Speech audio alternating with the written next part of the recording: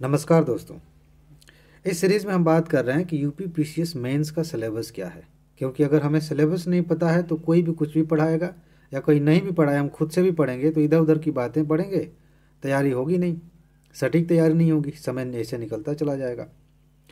Topic का ज्ञान होना, सिलेबस का ज्ञान होना सबसे पहली ज़रूरत है तैयारी के क्षेत्र में। इसके बिना आप तैयारी करेंगे किस चीज़ की। इसीलिए आप ध्यान से इस वीडियो को देखिए। इससे पहले 2 वीडियोज़ आ चुके हैं जिनमें हमने GS paper 1, GS paper 2 cover किया हुआ है। ये थर्ड है। इसके बाद एक और आएगा वीडियो, और उसके बाद निबंध और हिंदी वाले को एक साथ हम कवर कर लेंगे कि उसमें क्या पढ़ना है, कहाँ से प्रश्न आते हैं। ठीक है जी।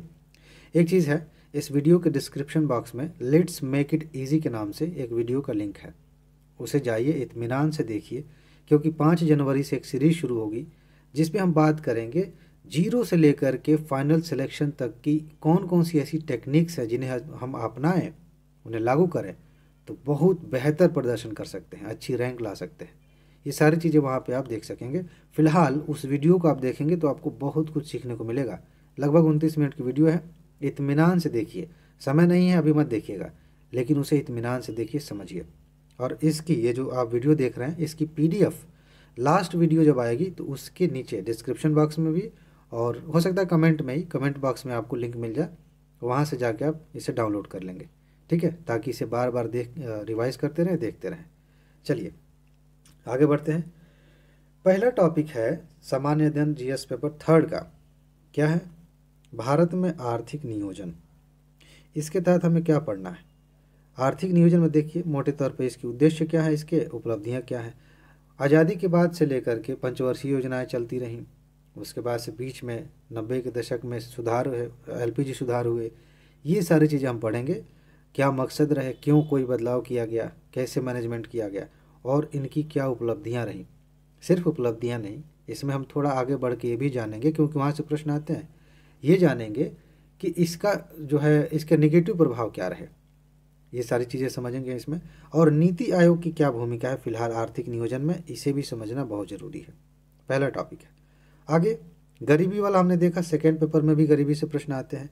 गरीबी के मुद्दे, बेरोजगारी, सामाजिक न्याय और समावेशी समृद्धि।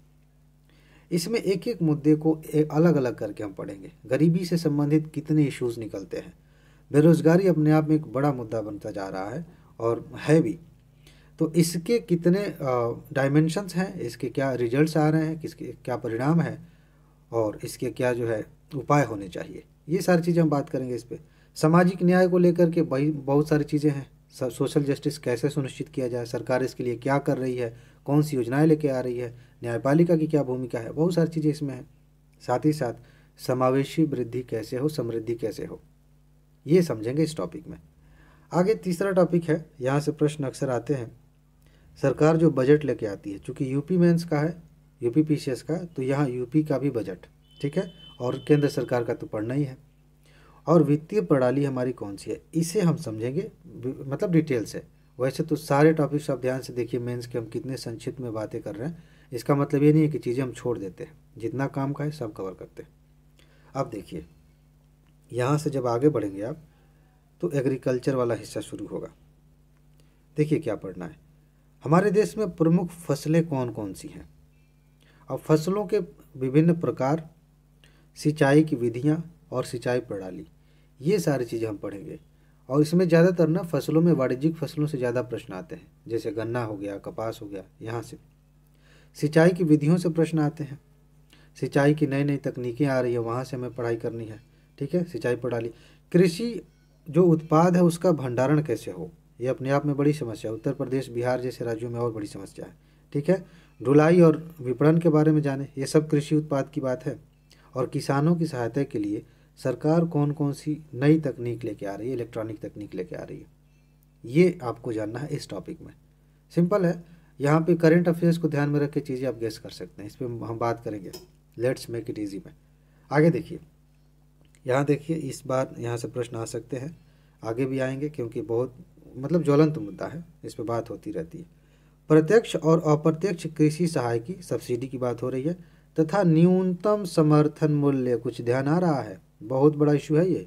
इस बार के मेंस में आप यहाँ से प्रश्न देख सकते हैं, यूपीएससी में भी और पीसीएस में भी, आगे भी चर्चाएं होती रहती हैं।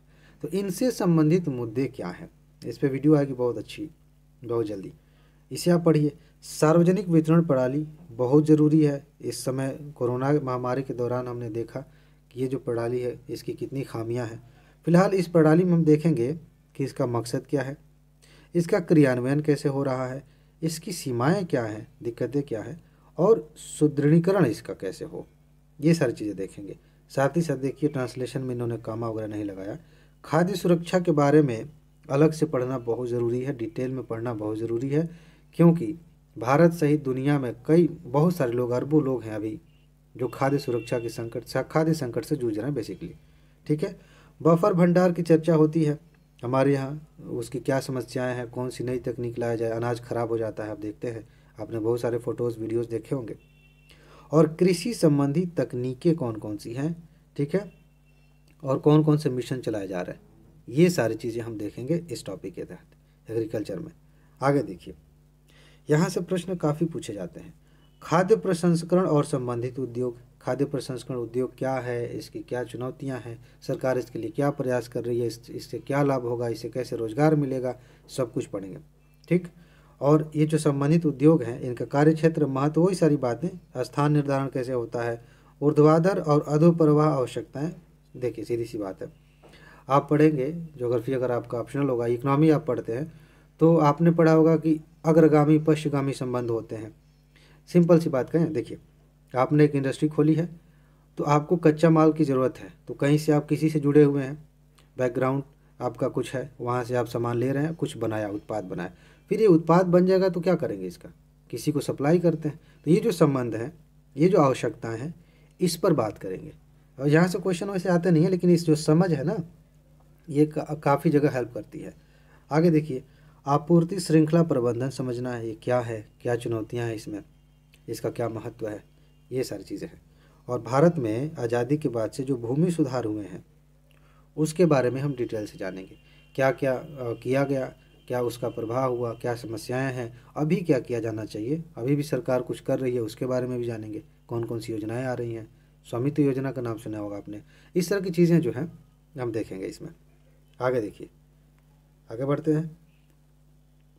ये हमने फर्स्ट पेपर जब बात देखा था, वैश्वीकरण उदारीकरण, वहाँ भी लिखा था कि समाज और अर्थव्यवस्था पर प्रभाव, यहाँ भी है। भारत में वैश्वीकरण तथा उदारीकरण के क्या प्रभाव हैं, औद्योगिक नीति में परिवर्तन तथा इनके औद्योगिक समृद्धि पर प्रभाव, बेसिकली कुछ ऐसा होना चाहिए था। वैश्वीकरण और उदारीकरण से हमारे यहाँ औद्योगिक नीतियाँ कैसे प्रभावित हुई हैं।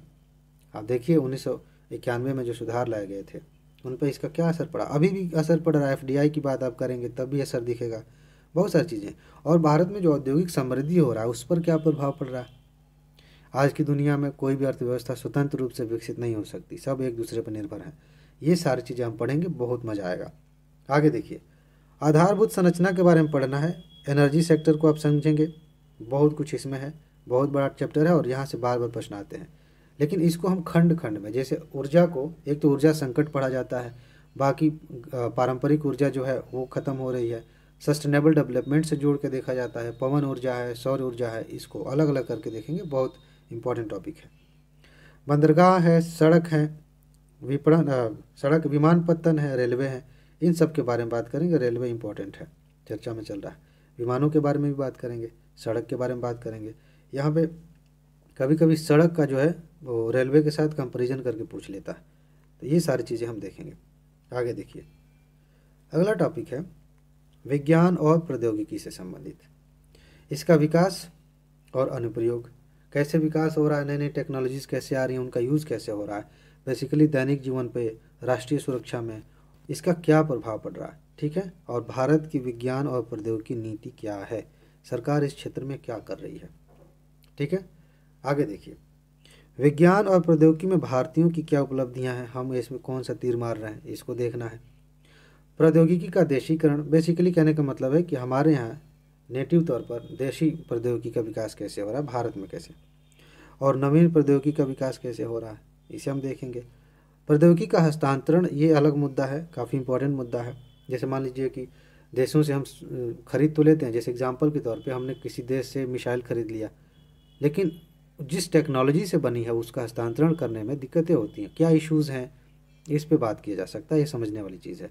बहुत सारी ऐसी तकनीक हैं जिनका दोहरा इस्तेमाल किया जा सकता है, क्रिटिकल यूज़ हो सकता है, उनके बारे में पढ़ेंगे। ठीक है जी। आगे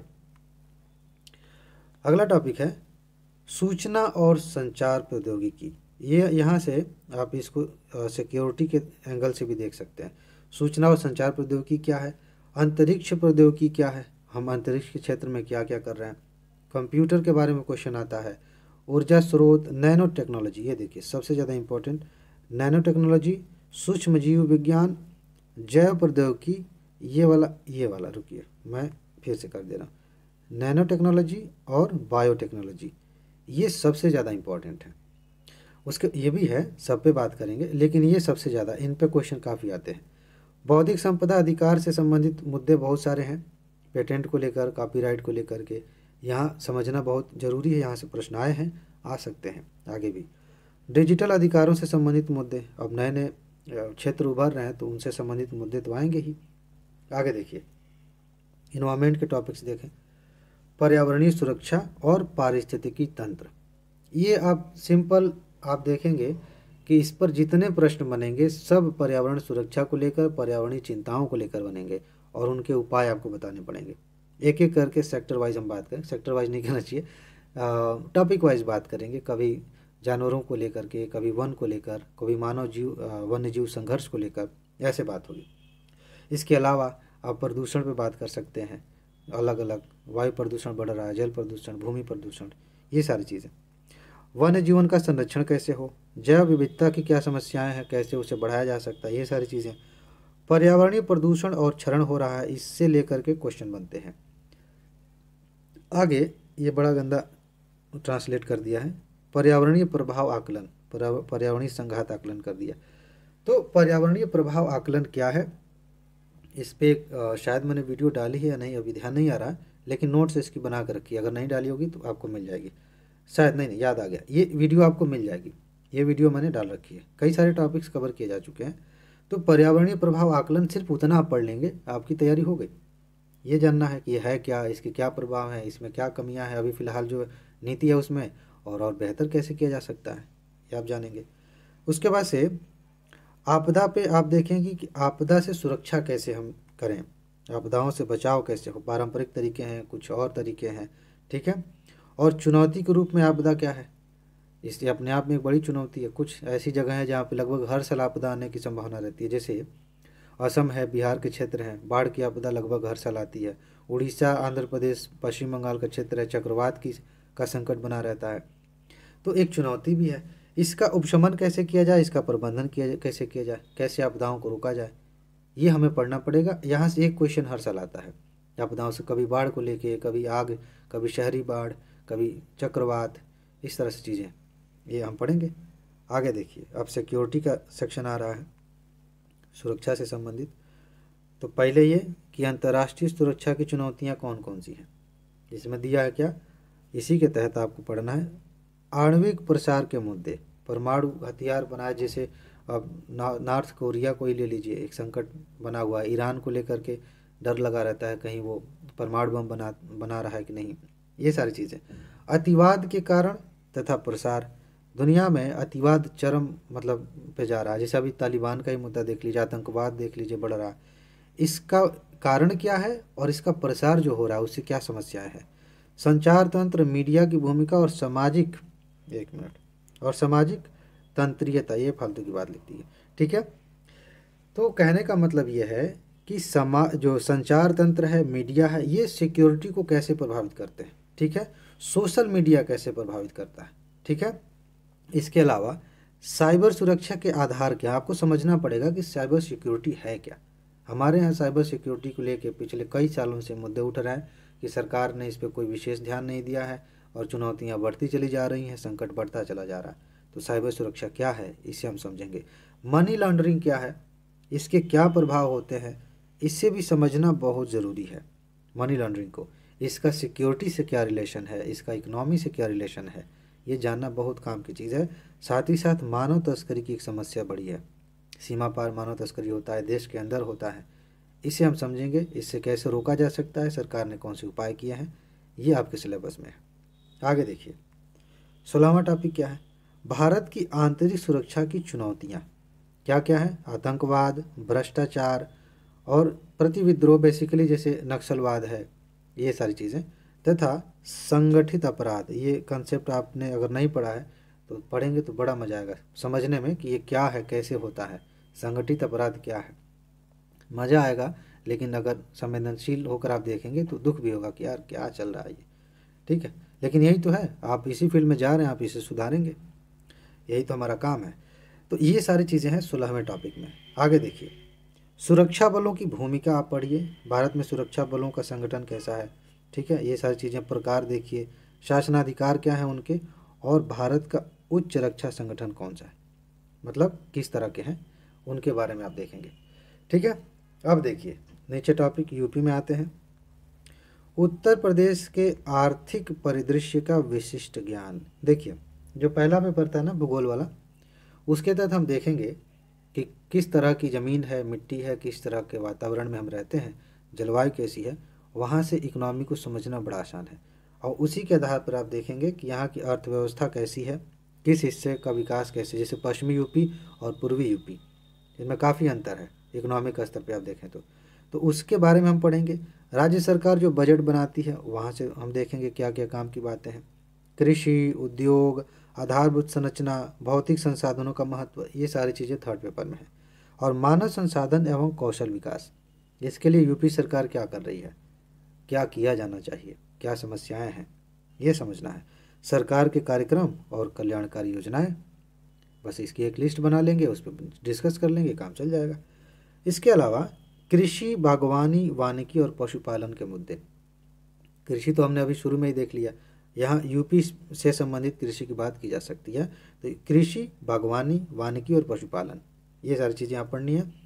उत्तर प्रदेश के विशेष संदर्भ में आपको कानून और व्यवस्था, ये सिक्योरिटी का मुद्दा है, और नागरिक सुरक्षा, खास तौर से पुलिस व्यवस्था को हमें अच्छे से पढ़ना, ठीक है। इतना आप तैयार कर लीजिए, थर्ड पेपर आपका तैयार हो जाएगा, ठीक है जी। तो फिलहाल इसमें इतना ही है।